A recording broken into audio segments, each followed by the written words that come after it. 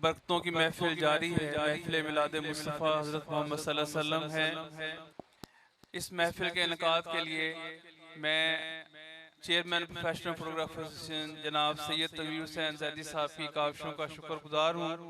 जनाब मोहम्मद अहमद साहब president professional photographer association की अनथक मेहनत और लगन से आज ये महफिल यहाँ तक पहुँची है। जनाब मोहम्मद शाहिद साहब वाइस चेयरमैन हैं, उन्होंने भी अपनी भरपूर कंट्रीब्यूशन की है इस महफिल की खूबसूरती को चार चांद लगाने के लिए। रमज़ान साहब हैं, उन्होंने हमें ये तमाम तकनीकी सहूलतें मुहैया की हैं। अल्लाह ताला इन सबको अपना अजर देगा।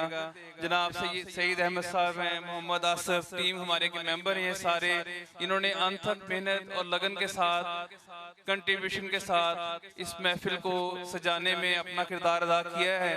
जनाब काशिफ हुसैन साहब, जनाब शहराम रजा, जनाब इकबाल दानिश साहब, जनाब अब्दुल माजिद साहब, जनाब राव बशर फरूक साहब, जनाब खुरम शहजाद साहब, इन सब दोस्तों ने मिलकर मेहनत और जस्तजू के साथ अपनी लगन के साथ हुब्बे मोहम्मद सल्लल्लाहु अलैहि वसल्लम के साथ इस महफिल को सजाया है। आप सबकी आमद का बहुत शुक्रिया। बहुत अल्लाह का करम है कि अल्लाह ताला ने हमें ये तौफीक बख्शी है कि इस खूबसूरत महफिल में बैठने की सादत हासिल हुई है। कुछ देर हो जा रही है, इससे पहले कि देर हो जाए मैं भाई अलहीम वेलफेयर सोसाइटी का भी शुक्रिया अदा करता हूँ। जनाब हाजी नायत गुजर साहब सदर है अलहीम वेलफेयर सोसाइटी के, जनरल सेक्रेटरी हैं मोहम्मद अशरफ मौका साहब, अशफाक भट्ट साहब का बहुत शुक्रिया, उनकी काविशों से ये मुमकिन हुआ। हाजी अशफाक साहब हैं, उस्मान साहब हैं, उन्होंने बहुत मेहरबानी की है, उनका बहुत बहुत शुक्रिया कि उन्होंने इस खूबसूरत महफिल के इनकाद के लिए हमारे साथ ताउन फरमाया। अल्लाह ताला उनको जज़ाए खैर अता करेगा। अब सीरत नबी पे खिताब के लिए मैं जनाब हजरत मौलाना अतीक सईद हाशमी साहब से दरख्वास्त करता हूँ कि तशरीफ लाएं और सीरत नबी पे खिताब करें। जनाब हजरत मौलाना अतीक सईद हाशमी साहब। बिस्मिल्लाहिर्रहमानिर्रहीम। अल्लाहुम्मा सल्लि अला मुहम्मद व अला आलि सय्यदिना व मौलाना मुहम्मद व बारिक वसल्लम। मोहतरम नकीब महफिल ने आज की महफिल के इस इवेंट के जितने भी मुंताज़िमीन हैं उन सब का नाम तो ले लिया। फोटोग्राफर्स एसोसिएशन फैसलाबाद, सैयद तनवीर हुसैन जैदी साहब, अहमद साहब, और आप यहाँ मोहम्मद शाहिद साहब के रेफरेंस से आपके सामने एक हाज़री है। अल्लाह तबारक व तआला आपके ज़ौक़ को सलामत रखे, मोहब्बत को सलामत रखे। वक्त नहीं है और तकरीबन मुझे तो यहाँ कहा गया था कि 11:15 तक आपका बयान हो जाएगा। किसी वजह से मामलात ताख़ीर का शिकार हो जाते हैं।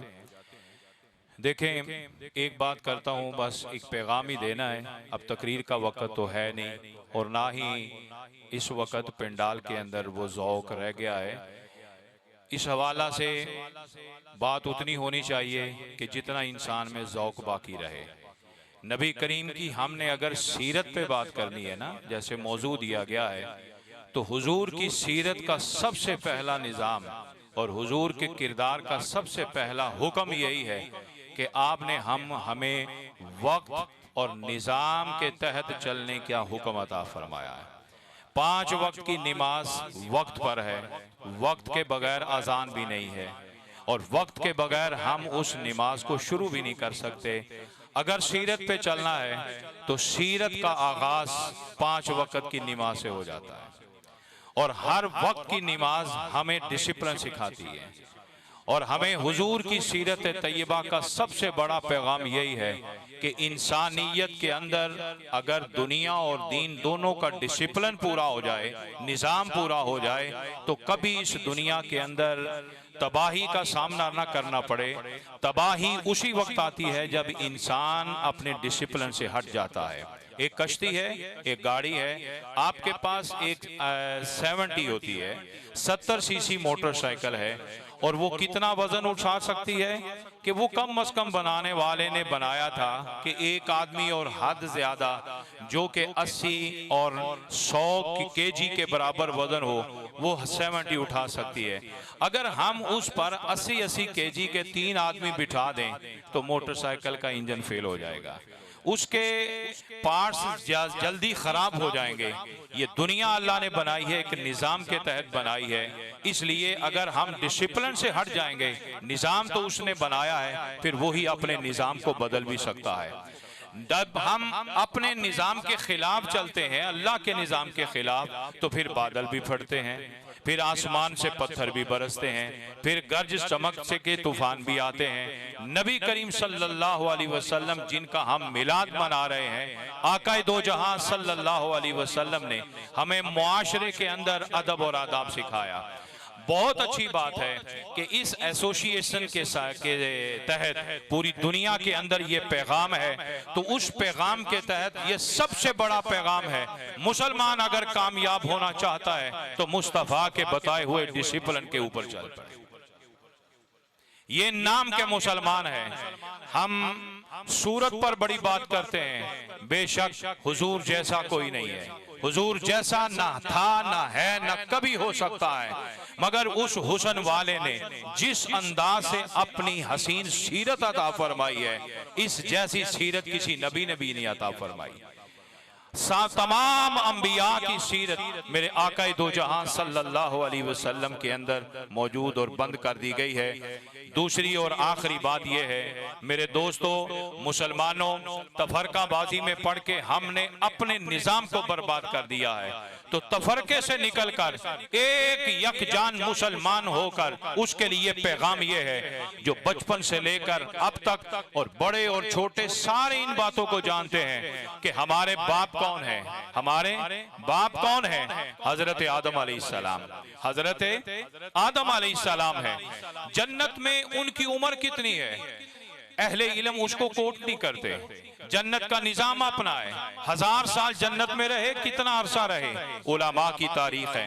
मगर मेरे दोस्त, कभी आदम अलैहिस्सलाम की उम्र जो जन्नत की है उसको कोट ना किया जाए। आपकी दुनिया की उम्र 960 साल है, 960 साल, 1000 साल जन्नत में रहे, मगर एक चीज से मना किया था कि जन्नत सारी आपकी सैर के लिए है, जब चाहे जहां से चाहे आप खा सकते हैं, मगर दोनों मियां बीवी ला तकरबा हाज़ी शाजरा, इस दरख्त के पास नहीं जाना। इसका मतलब है इंसान को जन्नत में रहकर भी डिसिप्लिन बता दिया गया है कि चलना उसी के तहत है जहां पर हुक्म है, और जहां से रोका गया है वहां से रुक जाए। अगर वक्त का नबी उस डिसिप्लिन से थोड़ा सा लग्जश में आया तो जन्नत का लिबास भी उतार दिया गया, जन्नत का लिबास उतार दिया गया डिसिप्लिन की खिलाफ वर्जी करने से। ये आज की सीरत का मैं बड़ा खुश हूं, शाहद साहब ने मुझे ताकीद से 2 दफा कहा सीरत पे बात है। सीरत अगर सुननी हो तो फिर जरा खुश मिजाज होके, और क्योंकि कड़वी बड़ी है,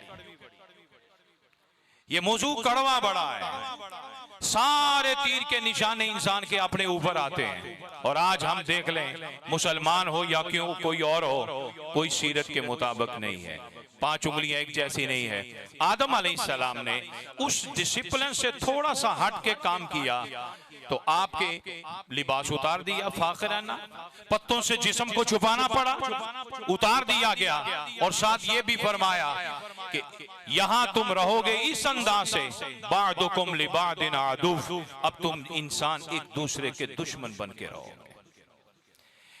याद रखना, अगर इंसान हमारे अबुल बशर से खता, मैं उसको खता भी नहीं कहता, नबी खता से पाक होते हैं, मैं उसको लग्जश कहता हूं। क्या कहता हूं? खता में, गुनाह में, लग्जश, तीनों में फर्क है। गुनाह तो बहुत बड़ा है, ये तो नबी की शान के लायक ही नहीं है।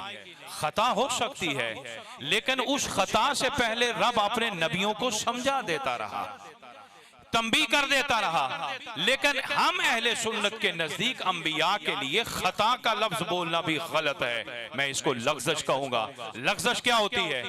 अगर इसको जुबान में देखें, लुगत में देखें, इसको होता है फिसलना, चलते चलते पांव फिसल जाता है। इंसान खता में इरादा होता है, गुनाह में इरादा होता है, लेकिन लग़्ज़श में इरादा नहीं होता।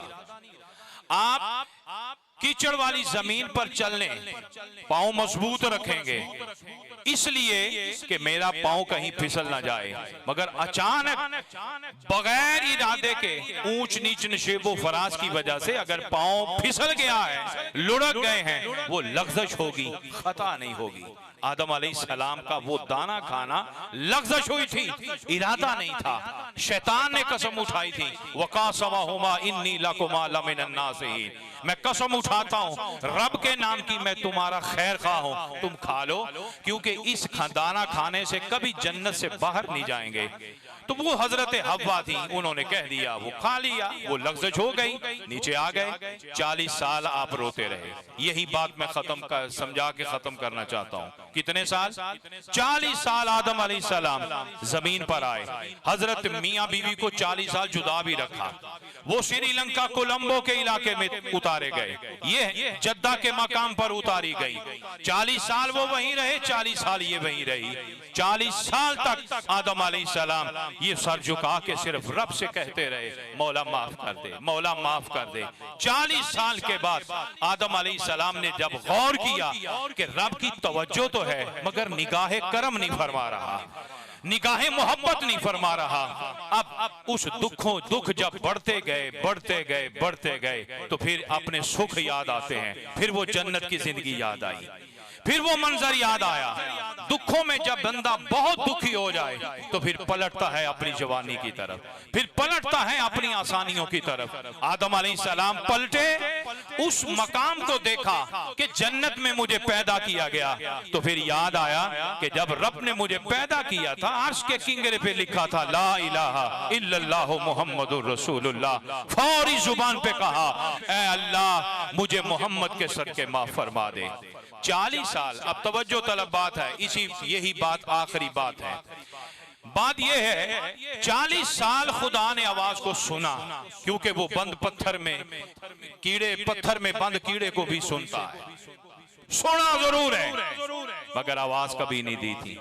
क्या वजह है? जैसे ही हुजूर का नाम लिया गया, रब ने फौरन कहा, आदम तू कैसे जानता है मेरे मोहम्मद को? अगली बात, हम बचपन से ये वाकया उलमा से सुनते आए हैं, मैं तो मतलब की बात समझा रहा हूं। वो ये है, आदम अलैहिस्सलाम का ये अमल हमारे लिए नसीहत है कि उन्हें अपने उस खिलाफ वर्जी पर शर्मसारी हुई कि कपड़े भी उतर गए जन्नत के, फाखरा ना लिबास उतर गया, जमीन की गरमाइश में आए। फिर फरमाया, यहां इज्जत उसी की है जिसकी निस्बत मोहम्मद से जुड़ी हुई है, जिसकी निस्बत मोहम्मद से जुड़ी हुई है। हमारा बाप होकर मोहम्मद के बगैर खुदा ना मना सका, तो हम कैसे मना सकते हैं? वो नबी थे, हुजूर के बगैर 40 साल तक रब ने तवज्जो नहीं फरमाई।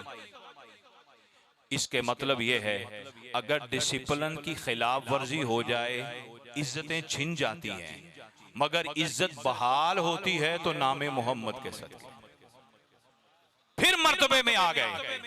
बस आज की सीरत के अंदर यही पैगाम है। खिताब का मौका नहीं है, बड़े एजुकेटेड अहबाब सारे तशरीफ फरमाएं और कहते हैं कि 90 तुले अल्फाज का मैसेज 1000 बातों से अच्छा है होता है। तो हुजूर की सीरत का पैगाम सिर्फ यही है, अगर हमने सीरत पे चलना है तो सबसे पहले हुजूर के दरे दौलत पर यह सीखा जाए जो हुजूर ने सिखाया। फरमाया, मेरी सीरत का सबसे पहला किरदार यह है, दुनिया हो या दीन हो, आखिरत हो या ये जिंदगी हो, यहाँ हमेशा निजाम और डिसिप्लिन के तहत चलो। अगर डिसिप्लिन हट जाएगा, खुदा इज्जतें छीन सकता है। फिर मुझे ना कहना, लेकिन कमली वाले फिर भी रहीम थे, फिर भी दुआ कर गए, ऐ अल्लाह गलतियां होती रहेंगी। अल्लाह ने फरमाया, महबूब जो तेरे वसीले से मेरे पास आता रहेगा, माफ करता रहूंगा। यही सीरत है, यही किरदार है, यही मोहब्बत है। मेरे दोस्तों, हम सब मिलकर दुआ करें कि अपनी जिंदगी के अंदर एक निजाम ले आए, एक मोहब्बत ले आएं, अपने अखलाक को बेहतर करें, अपने तौर तरीके को बेहतर करें। जुबान का निज़ाम, आंख का निज़ाम, कान का निज़ाम, हाथ का निज़ाम, ये सारा अल्लाह ताला ने एक डिसिप्लिन के तहत जो है वो पैदा किया है। खुदा तबारक व तआला आप सबकी मोहब्बत को सलामत रखे।